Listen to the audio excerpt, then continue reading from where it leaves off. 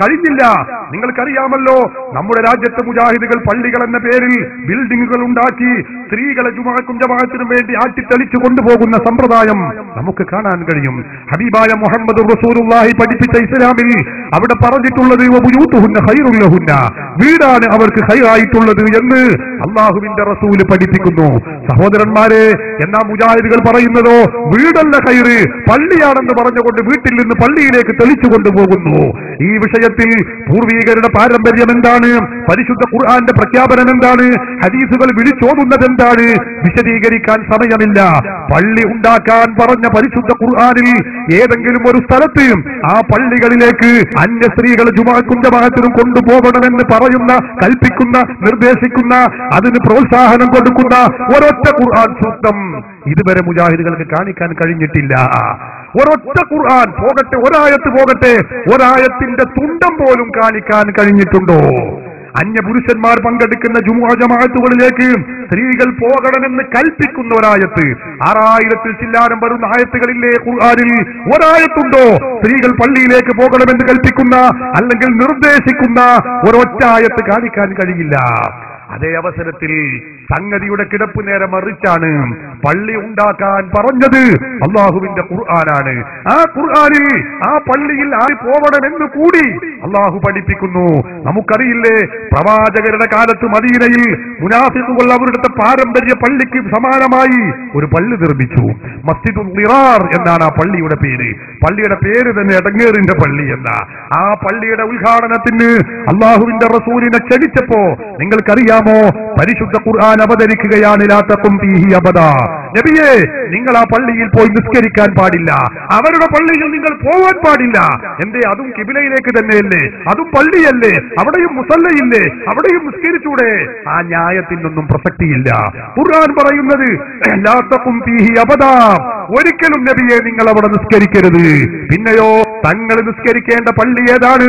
ലമസ്ജിദുൻ ഉസ്സിസ അല തഖ്വാ മിൻ അവ്വലി യൗമിൻ അഹഖു അൻ തഖൂമ ഫീഹി, വളരെ നേരത്തെ തന്നെ തഖ്വയുടെ നേരിൽ ശിലപാകിയ ഒരു പള്ളിയുണ്ട്, മസ്ജിദ് ഖുബാ, മദീനത്തെ പള്ളി. ആ പള്ളിയിലാണ് തങ്ങൾ നിസ്കരിക്കേണ്ടത് നബിയെ. അല്ലാഹുവിന്റെ ഖുർആൻ പറയുന്നു. എന്താണത് തഖ്വയുടെ പള്ളിയാണെന്നതിനുള്ള തെളിവെന്താണ്? അല്ലാഹുവിന്റെ ഖുർആൻ തന്നെ അതിന് അടയാളം പറയുന്നു. ഫീഹി റിജാൽ, ആ പള്ളിയിലുള്ളത് പുരുഷന്മാര് മാത്രമാകുന്നു.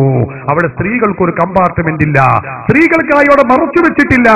ആ പള്ളിയിലുള്ളത് ഫീഹി റിജാലുൻ, അവിടെ പുരുഷന്മാരാകുന്നു. ഒരായത്തല്ല, ഒന്നിലധികം ആയത്തുകളിൽ ഈ ആശയം നമുക്ക് കാണാൻ കഴിയും. സഹോദരന്മാരെ, എന്താണ് അല്ലാഹു പള്ളിയെ പരാമർശിച്ചിടത്ത് ഖുർആനിൽ പുരുഷന്മാരെ മാത്രം പറയാനുള്ള കാരണം എന്താണ്? ഞാൻ പറയുന്നില്ല, മുഫസ്സിറുകളായ മുഫസ്സിറുകൾ മുഴുവനും വിശദീകരിച്ചു. എന്തേ പുരുഷന്മാരെ മാത്രം പറഞ്ഞത്? പള്ളിയെ പരാമർശിച്ചിടത്ത് പുരുഷന്മാരെ മാത്രം പറഞ്ഞത് എന്തേ? സ്ത്രീകളെ പറഞ്ഞില്ലല്ലോ. അതിന് മറുപടിയും അവർ പറഞ്ഞു. വ്യത്യസ്ത ഇബാറത്തുകളിൽ ആശയം ഒന്നു തന്നെ.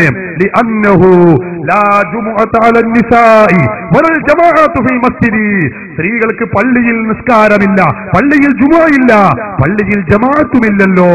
അവർക്ക് സ്ത്രീകൾക്ക് ജുമുഅ ഇല്ല. വലൽ ജമാഅത്തു ഫിൽ മസാജിദി, പള്ളിയിൽ വെച്ചുകൊണ്ടുള്ള ജമാഅത്തുമില്ല. അത് സ്ത്രീകൾക്കില്ല, അത് പുരുഷന്മാർക്ക് മാത്രമാകുന്നു. ആരാണിത് പറയുന്നത്?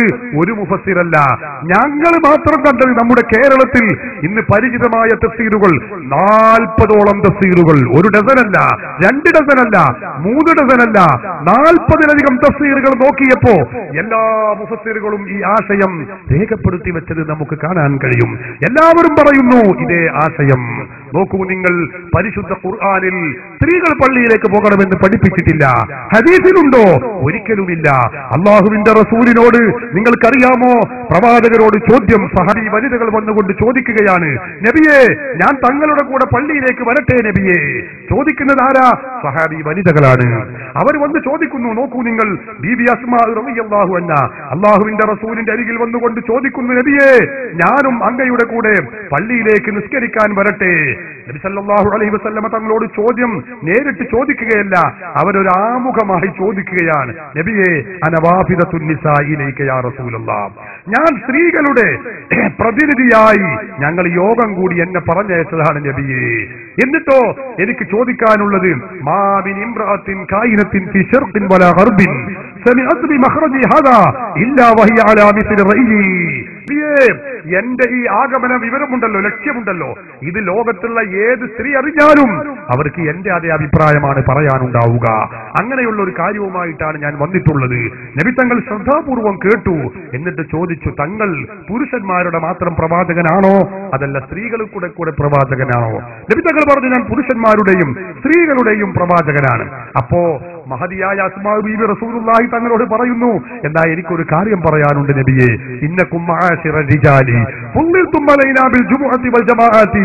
നിങ്ങൾ സ്ത്രീവർഗം അല്ല, നിങ്ങൾ പുരുഷവർഗം. നിങ്ങൾ ഞങ്ങളെക്കാൾ ജുമുഅ കൊണ്ടും ജമാഅത്ത് കൊണ്ടും ഒട്ടേറെ പുണ്യകർമ്മങ്ങളെ കൊണ്ടും ശ്രേഷ്ഠതയുണ്ട് നിങ്ങൾക്ക്. ഞങ്ങൾക്ക് ആ കൂലിയൊന്നുമില്ല. വഇന്നാ മആശിറ നിസായി, ഞങ്ങൾ സ്ത്രീവർഗം മഹസൂറാത്തുൻ മഖ്സൂറാത്തുൻ ഖവാഇദു ബുയൂതിക്കും, ഞങ്ങൾ വീടുകളിൽ തളച്ചിടപ്പെട്ടവരാണ്. മുജാഹിദിന്റെ ഭാഷ കടമെടുത്ത് പറഞ്ഞാൽ ഞങ്ങൾ അടുക്കളയുടെ 4 ചുമരുകൾക്കുള്ളിൽ തളച്ചിടപ്പെട്ടവരാണ് നബിയെ. ഞങ്ങൾക്ക് പള്ളിയില്ല, ഞങ്ങൾക്ക് ജുമുഅയില്ല, ഞങ്ങൾക്ക് ജമാഅത്തില്ല. ഞങ്ങൾക്കും ആ കൂലി വേണ്ടേ നബിയെ? ഞങ്ങളെ പരിപാടി എന്താണെന്നോ? ഞങ്ങൾക്ക് നിങ്ങളിൽപ്പെട്ട പുരുഷന്മാർ ഹജ്ജിന് പോയാൽ, ഉംറക്ക് പോയാൽ, യുദ്ധത്തിന് പോയാൽ ഞങ്ങൾ ചെയ്യുന്ന പരിപാടി എന്താണ്? ഹസ്നാലക്കും അംവാലക്കും, നിങ്ങളെ സമ്പത്ത് സൂക്ഷിക്കുക. വഹസൽനാലക്കും അസ്വാബക്കും, നിങ്ങളെ വസ്ത്രങ്ങൾ നെയ്തുണ്ടാക്കുക. റബ്ബൈനാലക്കും അംവാലക്കും, നിങ്ങളെ സമ്പത്തുകൾ നിങ്ങൾ വളർത്തിയെടുക്കുക. ഞങ്ങൾക്ക് വീടുകളിൽ തളച്ചിടപ്പെട്ട പരിപാടിയാണ്. അതുകൊണ്ട് ഞങ്ങൾക്ക് ചോദിക്കാനുള്ള ന്യായമായ ചോദ്യം, അവകാശമുണ്ട് നബിയെ.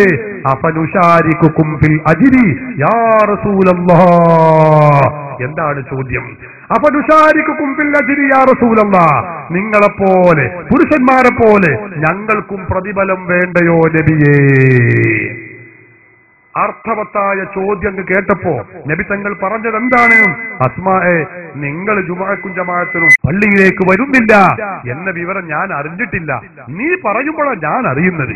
എന്നാ ഒരു കാര്യം ചെയ്യും, നാളെ പായും തലക്കിനെ കൊടുത്ത് നാളെ ജുമുഅക്കും ജമാഅത്തിനും പള്ളിയിലേക്ക് വരൂ എന്നാണോ പറഞ്ഞത്? അല്ലേ? അല്ല.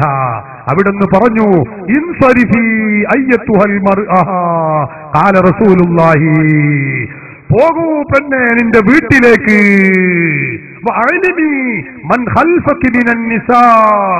നീ പറഞ്ഞല്ലോ യോഗം കൂടിയിട്ടാ നിന്നെ വിട്ടത്, ആ സ്ത്രീകളെയൊക്കെ നീ അറിയിക്കും ചെയ്തോ? എന്താ അറിയിക്കേണ്ടത്?